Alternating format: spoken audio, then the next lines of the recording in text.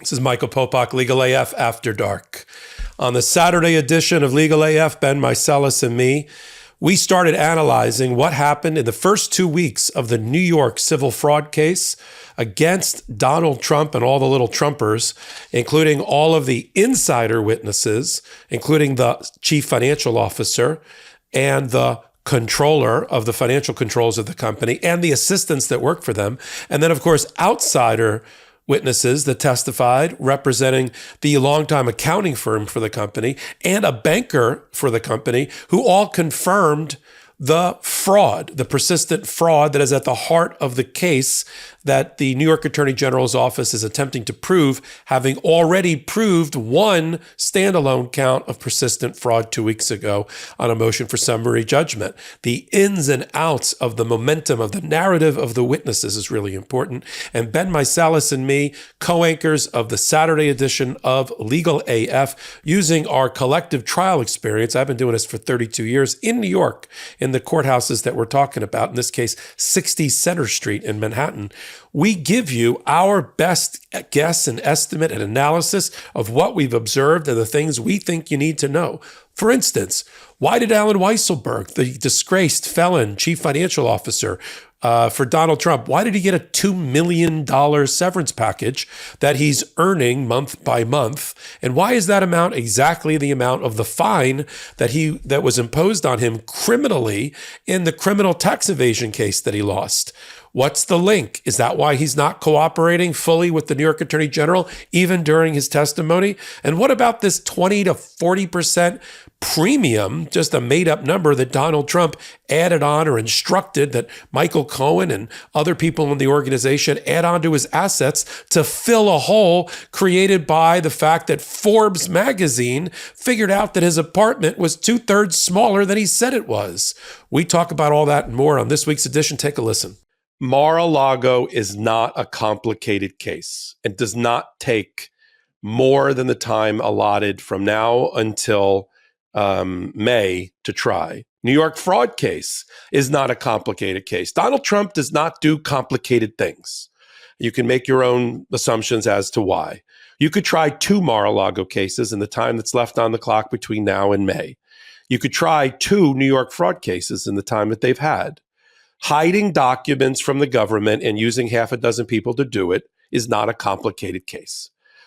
Changing your numbers and just artificially inflating them and adding 20% or 30% onto your net worth in order to defraud insurance companies and banks and using half a dozen people to do it is not a complicated case. Donald Trump does not warrant long trials or long preparation sessions, no matter what his lawyers say in all of these cases. There's no reason for any delay, and these cases should go off on schedule, just as scheduled in March and May and whenever we get to Phony Willis's case in Georgia. I agree with you. You know, the one, if you want to say which one of all of them is the most complicated, the RICO criminal conspiracy in Fulton County, Georgia, where the judge is handling it perfectly, ably, steady, and also the case in Washington, D.C. before Judge Tanya Chutkin, right, where Judge Chutkin handling the case perfectly, moving the case along. And it's not like she's special counsel Jack Smith, whatever you want, file in my court and you'll get expedited briefing. She's even. Both sides, they file things. She moves the case along. And you can see that the litigants respect her for doing that. That's what you want in a judge, someone who conjures respect. And let's be real, though, like with Judge Cannon, you have Donald Trump in his motions in the Southern District of Florida treating her like she's a buddy. You can see it in the filings that there's the wink and the nod right there. Like, we need you to do this for us. It doesn't say it so expressly, but that's what's going on. And then you have her at these hearings that shouldn't be complex hearings, and we'll talk about it later in the show. But you have a conflicts of interest hearing over Donald Trump's lawyers and whether the lawyers being paid for by political action committees who are also representing other co-defendants and who are representing witnesses, whether there's these conflicts of interest that are unwaivable or that there should be some other remedy. But like, you got to go through with the hearing. And I get that judges could be mad at litigants and may just assume for the sake of argument that Judge Cannon was validly upset at Jack Smith's team, which I don't believe. Hold the hearing, get the evidence out, and then if you think there's a sanction or something you want to do once the hearing is completed, then you do it. It's like you don't start the sports game. You don't like the way it's going. So in the first inning of a baseball game, you go, you know what? Let's not do these 9 innings. I don't want to do it. I'm upset. You go through the process and then you let the chips fall where they are. But we'll talk about that later in the show. But let's go to New York, New York. This was week 2 of the New York Attorney General civil fraud case against Donald Trump. And just because Trump isn't there, it only lasted 2.5 days of ranting and raving like a lunatic. The first week of trial where a gag order was imposed. I know the media loves that. And then they move their attention elsewhere. But it's important that we focus on what's happening with the evidence on a weekly basis so that false narratives are not created and that we follow the evidence wherever that leads. We follow the evidence. So this week, we had testimony again from Donald Trump's former CFO, Allen Weisselberg, some bombshell testimony there about his severance agreement and the amount of his severance agreement matching the criminal fine in his criminal plea agreement and whether that constitutes obstruction of justice. Potential perjury of Allen Weisselberg on the stand when it became clear that he was not being forthcoming and then outright lying about his involvement in calculating the properties. And some Forbes reporters got the documents and data and emails to back it up that they went to the New York Attorney General's with. You had an ex-risk manager at Deutsche Bank testify, someone named Nicholas Hague. Who kind of rebutted all of these kind of Donald Trump talking points that the bank just blindly accepted whatever Donald Trump's, statements were, and that the bank was relying a lot on these statements made by Donald Trump. There was a due diligence process, and where fraud was being committed, that could change their determination about whether they would have made a loan or not.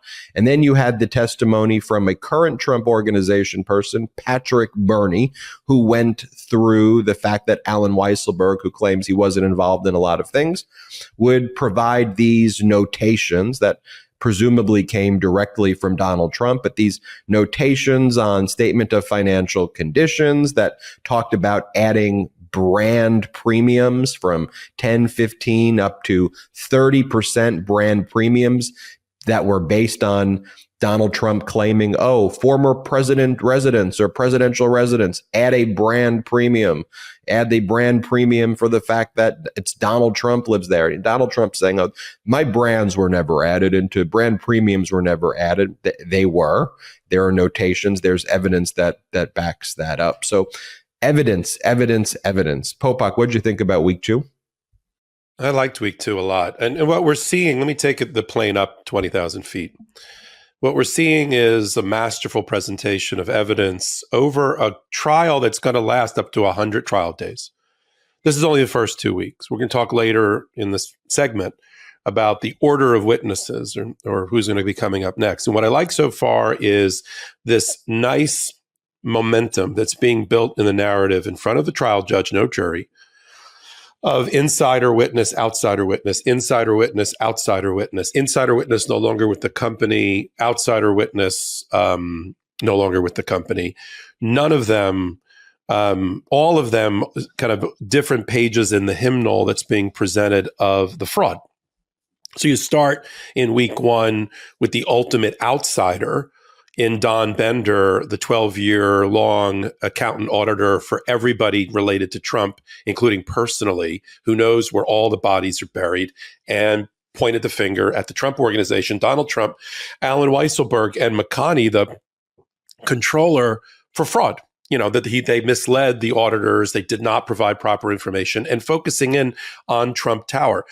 We spent a lot of time talking about the Trump penthouse and why it's only 10,999 feet and not 30,000 feet, not because it's an ego thing. It's because there is criminal, or in this case, fraudulent conduct that started in 2017 and that Michael Cohen will testify to and the others have testified to, when Forbes magazine, which you already mentioned, got the floor plans from the fire marshal and the building department and the Department of Buildings in New York and figured out very quickly that the apartment on 3 levels is only less than 11,000 square feet.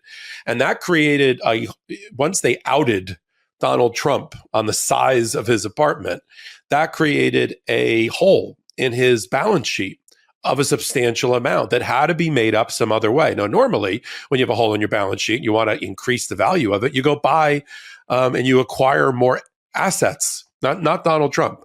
Donald Trump gave the instruction to keep the existing assets and just inflate them artificially by making up numbers, putting premiums on them, a 20% presidential premium, a 30% ex-presidential premium.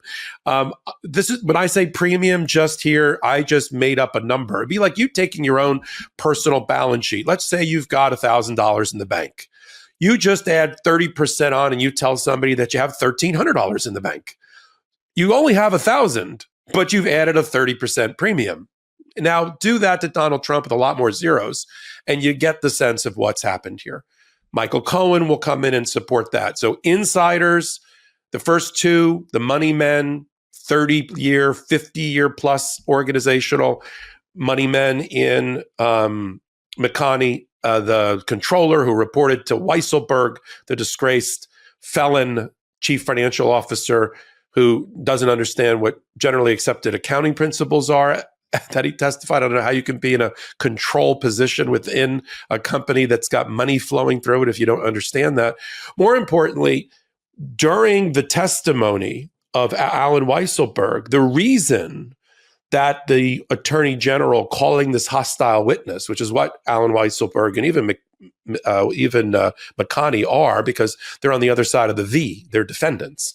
But she's swinging for the fences here, and she's doing a masterful job, the attorney general, in bringing in these adverse witnesses, but knowing that she has their testimony from the New York Manhattan District Attorney's tax evasion case that went terribly for the Trump organization last year, with 17 felony counts, conviction by a jury against the Trump organization and all of its entities, and Allen Weisselberg particularly 17 felony counts, and he went to jail for it.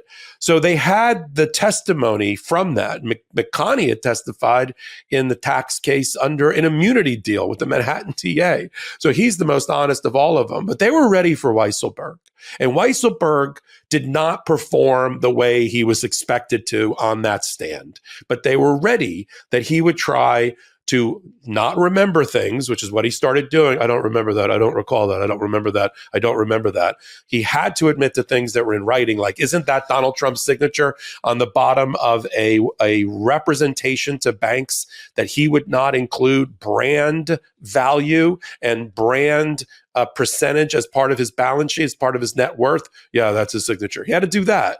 But in the places where he wasn't being cooperative, and to signal to the judge that there's a credibility problem here, when this witness that you want to track suddenly goes off the track, then you have to punish them. And the way that you punish them is the way the New York Attorney General did, which is, let's talk about your separation agreement with the Trump organization. They committed to paying you $2 million, didn't they? Yes.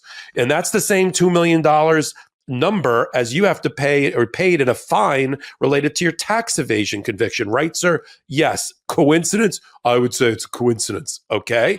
And let's go through the payment schedule. You've gotten you've gotten $750,000 in payments, but you're owed $1.2 million left, right, sir? Right. And it says here you can't voluntarily cooperate with anybody. It has to be by subpoena, right, sir? And if you violate this agreement, you're not going to get your money, are you? The only reason that came out that way with a witness that they called is because Weisselberg wasn't playing ball. And he was not giving them what they wanted. Now, they don't need Weisselberg to nail Donald Trump in this fraud case. That would have been icing on top of icing on the cake. But when he started effing with the cross-examiner for the New York Attorney General, that's when they decided they needed to punish him and bring that out. Fortunately, you're in front of a judge, and the judge is always evaluating credibility of witnesses. And so that was a signal to the judge. He's saying some things that we think he remembers. He says he doesn't remember, but I want you to know, Judge, why he may be doing that. And that's why that thing came up. The only witness so far that currently works for the Trump organization, everybody else either getting severance payments or waiting on them, is Patrick Burney, this poor guy. He's been there for 9 years. He's an assistant vice president. Donald Trump testified in his deposition. He didn't know who the guy was. I don't know any of these people personally. I really don't know who that person is. He's going to go on. He went on the stand and basically said, Trump through Weisselberg and McConney made me do it. They made me add 30% values onto numbers and add $20 million onto the value of the Trump Tower building for no good reason. And so he's just going through, and they interviewed him and they know what he's going to say. And he's just going through all of that. Next week, they're going to bring up another employee who's a assistant controller that reports to Weisselberg. And I assume based on the debriefing in her interview, she's going to be very supportive of the fraud case. I love, though, Ben, the inside outside of witnesses and the momentum that they're building through the first 2 weeks of a trial that's going to go on for 3 to 5 months. And I don't really care if Donald Trump shows up or doesn't show up. It's all a distraction. It's, as I said on a hot take, it's the circus comes to town. It brings the giant elephant. The giant elephant craps over everything, and then you got to clean up behind him, and he leaves. That's what's going to happen. It'll have no impact on the witnesses that are testifying.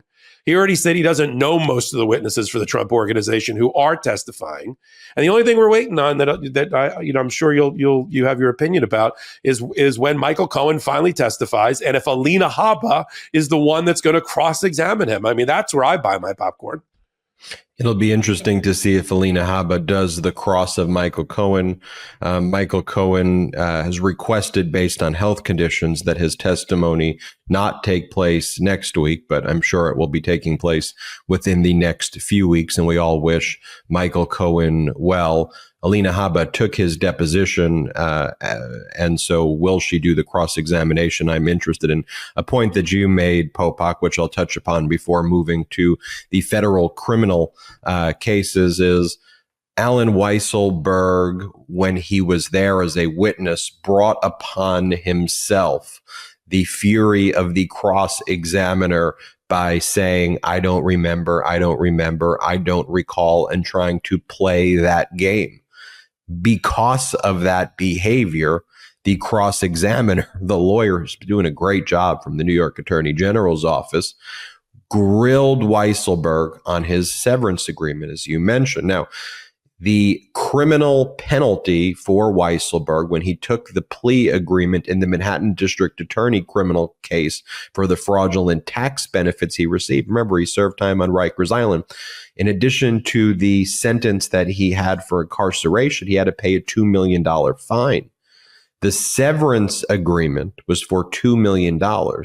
If there was a quid pro quo payment by the organization to pay him off and to hide that as severance for compliance with what Trump and the organization wanted him to do in that case and in other criminal investigations, that is classic, textbook obstruction of justice crimes.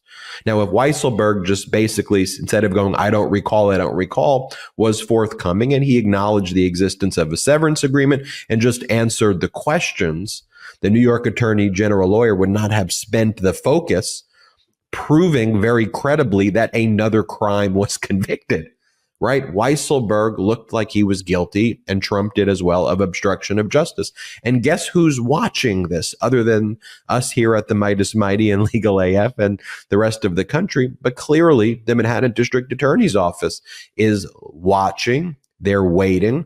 It's still within the statute of limitations to charge Donald Trump or to charge Weisselberg or some of these other people again.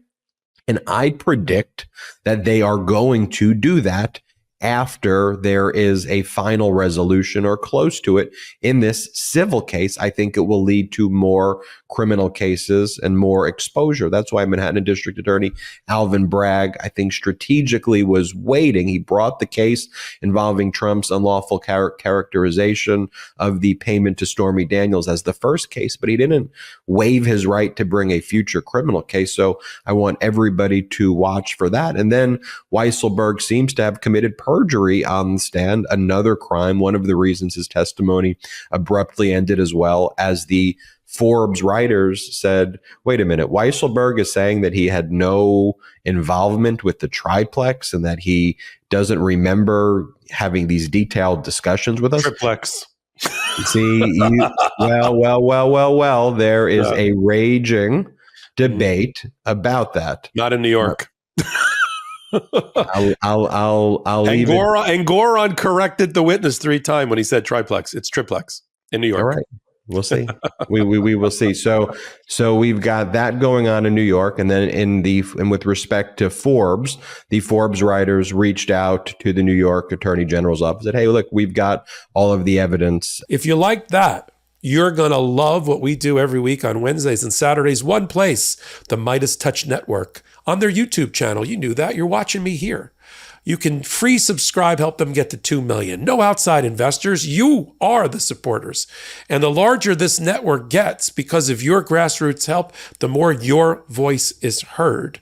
And we curate the best stories at the intersection of law, justice, and politics on Legal AF. Yep, it's what you think. And we put it together on a show Wednesdays, Saturdays, 8 p.m. Eastern time, and then on audio platforms wherever you get your audio podcast from. That was a taste. That was a teaser. If you liked it, come back and join us again. Until that moment when you're back with us, until my next hot take, until my next Legal AF episode, this is Michael Popok reporting. Hey, Meidas Mighty, love this report? Continue the conversation by following us on Instagram @MeidasTouch to keep up with the most important news of the day. What are you waiting for? Follow us now.